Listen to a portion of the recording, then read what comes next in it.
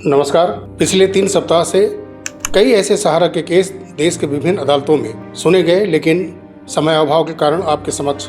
मैं नहीं आ पाया, कोई अपडेट मैं नहीं दे पा रहा था। इस वीडियो में सेबी सहारा से जुड़ा एक महत्वपूर्ण अपडेट है, उसके बारे में हम लोग बात करेंगे। सबसे पहले सिटी सेशन कोर्ट कलकत्ता में 2 अप्रैल को ओपी श्रीवास्तव के बेल पर सुनवाई हो सकती है। पिछले सुनवाई में जो 19 मार्च को हुआ था, उसमें जो ऑर्डर आया था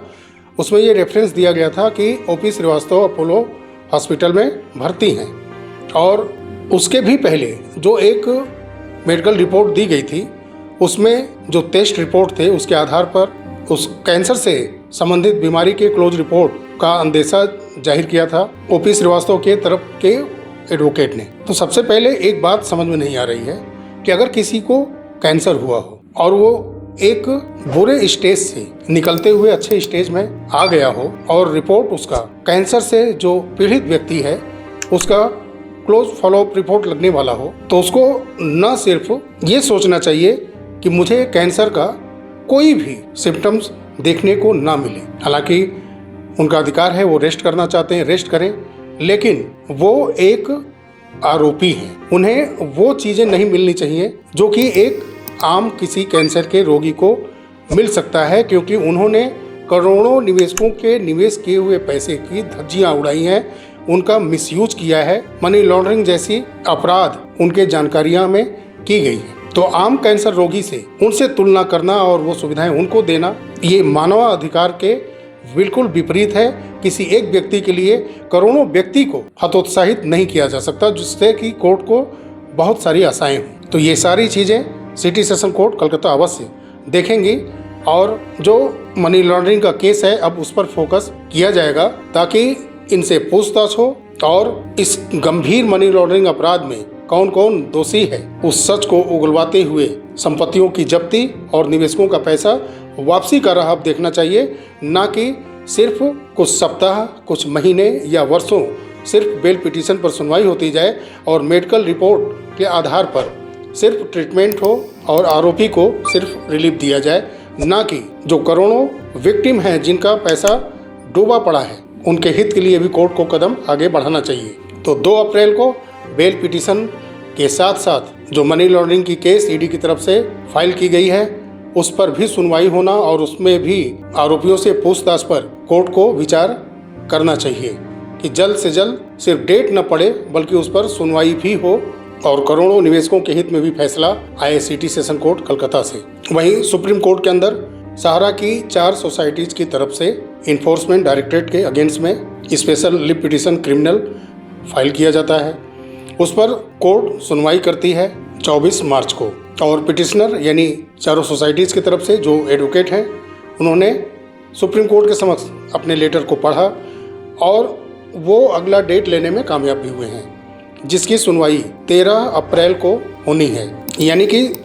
जिन सहारा की 4 सोसाइटीज़ की तरफ से सुप्रीम कोर्ट का रुख किया गया है इन्फोर्समेंट डायरेक्टरेट के अगेंस्ट में, उस पर सुनवाई फिर से एक बार 13 अप्रैल 2026 को होगी। और एक केस आपको याद होगा, सहारा इंडिया कमर्शियल कॉरपोरेशन लिमिटेड के तरफ से एक ट्रांसफ़र पिटीशन फाइल किया गया था 27 अक्टूबर 2025 को, और वो भी डिफेक्टिव था, फिर भी उसको सुप्रीम कोर्ट की तरफ से सुना गया था 13 मार्च को, और उसमें बहुत सारे आईए जो कि सहारा वापस लेना चाहते थे वो ऑर्डर सुप्रीम कोर्ट की तरफ से जारी किया गया, और जो डिफेक्ट था इसमें उसको भी दूर करने के लिए सुप्रीम कोर्ट की तरफ से सहारा को 8 सप्ताह का समय और दिया गया। और एक केस का जिक्र मैंने किया था जो कि सहारा की टीम भागे भागे सुप्रीम कोर्ट गई थी। 18 को सुप्रीम कोर्ट पहुंचती है, 21 को केस रजिस्टर्ड होता है और 24 फरवरी को वेरीफाइड होता है, लिस्टिंग हो जाता है, और उस सुनवाई में सहारा को बहुत बड़ी रिलीफ मिलती भी है। लेकिन फिर जब 16 मार्च को सुनवाई होती है तो इस केस को डिसमिस कर दिया जाता है, और जो ऑर्डर में रेफरेंस दिया जाता है कोर्ट की तरफ से तो उसमें ये स्पष्ट किया जाता है कि इलाहाबाद हाई कोर्ट के लखनऊ बेंच जो इस केस की सुनवाई पहले से ही कर रही है, वहाँ पर यह रेफरेंस दिया गया था कि सेबी सहारा केस में जो अडानी ग्रुप के साथ जो डील हो रही है उसके वजह से इस केस को इस समय न सुना जाए, इसलिए कि जो प्रॉपर्टी लखनऊ नगर निगम ने अटैच की है उसको लिस्ट किया गया है सहारा और अडानी डील के प्रॉपर्टी लिस्ट में। तो इसके वजह से वहाँ सुनवाई उस समय कुछ समय के लिए रोक दी गई थी। लेकिन इलाहाबाद हाई कोर्ट उस केस को फिर से सुनना चाहती है, जिसका रेफरेंस देते हुए सुप्रीम कोर्ट ने यह केस डिसमिस कर दिया था। और उसके बाद होता क्या है कि तुरंत ये 24 मार्च को केस को डिस्पोज करने के लिए पहुंच जाते हैं इलाहाबाद हाई कोर्ट के लखनऊ बेंच में, जिसकी भी सुनवाई 2 अप्रैल को हो सकती है। तो इसमें एक फैक्ट स्पष्ट है कि ये सीधा कोई बिना तैयारी किए क्या ये हार मान बैठे हैं क्या कि अब हमारा सहारा सिटी हमारे हाथ से चला गया है और जो भी लीज एग्रीमेंट था उसके मुताबिक मैंने काम नहीं किया है, तो मैं ये मान बैठा हूँ, यानी सहारा ये मान बैठी है कि ये प्रॉपर्टी मेरे हाथ से चली गई है। तो इनकी अंतरात्मा जाग गई और ये चले आए केस को डिस्पोज कराने के लिए इलाहाबाद हाई कोर्ट के लखनऊ बेंच में। क्या ऐसा हुआ है? जी नहीं, बिल्कुल नहीं। जब केस सुप्रीम कोर्ट के अंदर खारिज हुआ सहारा का स्टेट ऑफ यूपी के अगेंस्ट में, तो उसमें रेफरेंस दिया गया था कि इलाहाबाद हाई कोर्ट की लखनऊ बेंच इसकी सुनवाई कर रही और इसमें महत्वपूर्ण फैसला वो अपना दे सकते हैं। तो क्या ये सहारा की चाल नहीं लगती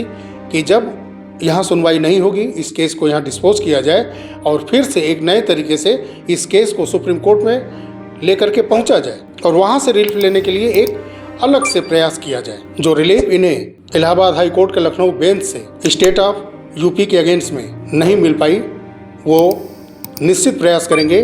कि यहाँ से क्लोज केस को करा करके सुप्रीम कोर्ट पहुँचा जाए। मैंने दोनों बातें एनालिसिस की आपके सामने कि या तो इनकी अंदर आत्मा जाग गई है, ये लीज एग्रीमेंट को समझ चुके हैं,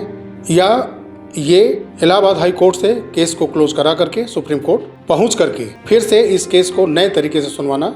चाहते हैं। ये दोनों फैक्ट हैं, दोनों में देखिए ये क्या करना चाहते हैं, कुछ ही समय में ये समझ में आ जाएगा। और साथियों, सबसे महत्वपूर्ण सेबी सहारा केस, जिसकी सुनवाई 17 नवंबर को आखिरी बार हुई थी और उसमें जो खुद कोर्ट की तरफ से समय दिया गया था 6 सप्ताह का, उसके बाद ये केस लिस्ट नहीं हुआ। हालांकि 12 दिसंबर को सहारा की तरफ से एक आईए सेबी सहारा केस में लगाया गया था, जिसमें कि एडिशनल डॉक्यूमेंट वगैरह अदर कई डॉक्यूमेंट इस केस में लगाने के लिए अनुमति मांगी गई थी और ये आईए के माध्यम से सेबी सहारा केस में प्रेयर भी कर दिया गया था 12 दिसंबर 2025 में ही। फिर उसके बाद इस केस में कई वकालतनामा लगातार लगते गए। बीच में 6, 7 और 8 जनवरी को रिटेन स्टेटमेंट सबमिट किए गए, एफिडेविट भी आईए के माध्यम से सबमिट किए गए। 17 मार्च 2026 में अडानी ग्रुप की तरफ से जो कंपनी केस देख रही है, खेतान एंड कंपनी, उसकी तरफ से भी एक महत्वपूर्ण एफिडेविट सेबी सहारा केस में फाइल किया गया है, जो कि बेहद महत्वपूर्ण है। इसमें सहारा की तरफ से 12 दिसंबर को डॉक्यूमेंट वगैरह एडिशनल देने के लिए सुप्रीम कोर्ट के समक्ष सेबी सहारा केस में रखने के लिए एक आईए फाइल किया जाता है और फिर उसके बाद जनवरी में सेबी की तरफ से एफिडेविट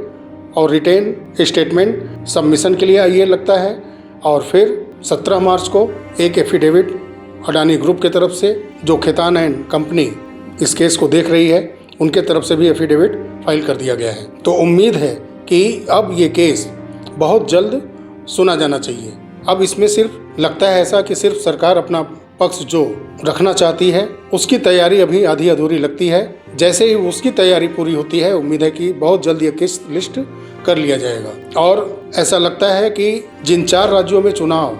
विशेष करके बंगाल में होने वाले हैं, आसाम में होने वाले हैं, तो इन 4 राज्यों को चुनाव को देखते हुए नहीं लगता कि इसके पहले सेबी सहारा केस लिस्ट किया जाएगा। सरकार उलझी है, तो इन 4 राज्यों के चुनाव के बाद हो सकता है इस केस की लिस्टिंग की जाए, या सरकार के मन में ये मनसा हो कि केस की सुनवाई पहले करके इस डील को शायद हरी झंडी दे करके एक चुनाव में बेनिफिट लेना चाहिए। पिनाक पानी मोहंती केस कुछ सप्ताह के बाद उस पर लिस्टिंग हुई, 1 अप्रैल, 6 अप्रैल, वर्तमान में 21 अप्रैल पर रुकी हुई है। देखिए कि वो भी इन 4 राज्यों के चुनाव के बाद लिस्टिंग होती है या पहले। पिछले 3 सप्ताह से मेरे चैनल से सहारा से जुड़े कोई अपडेट आपको नहीं मिले, इसके लिए मैं खेद व्यक्त करता हूं और कोशिश रहेगी कि सहारा से संबंधित महत्वपूर्ण अपडेट मैं आपको देता रहूं। चलिए साथियों, मिलते हैं बहुत जल्द अगले वीडियो में। तब तक के लिए नमस्कार, जय हिंद, जय भारत, वंदे मातरम।